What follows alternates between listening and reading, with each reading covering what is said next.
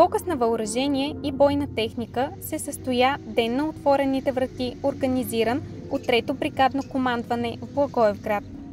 Събитието е по повод 6 май, Ден на храбростта и празник на българската армия.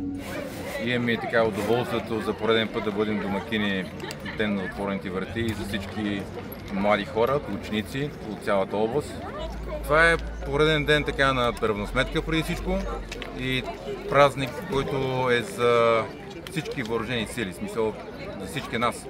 И така бих желал да използвам момента така да пожелая така преди всичко здраве и нека нашия така небесен покровител продължи така да не окрилява и да не дава посоката, в която трябва да се движим, да бъдем все така успешни.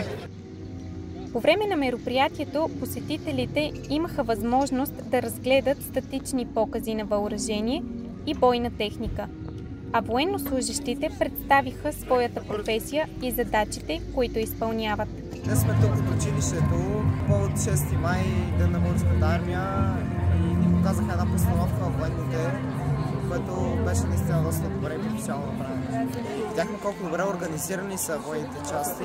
Това може би е една от най-почетните, най-трудните и смели професии, които човек може да си избере.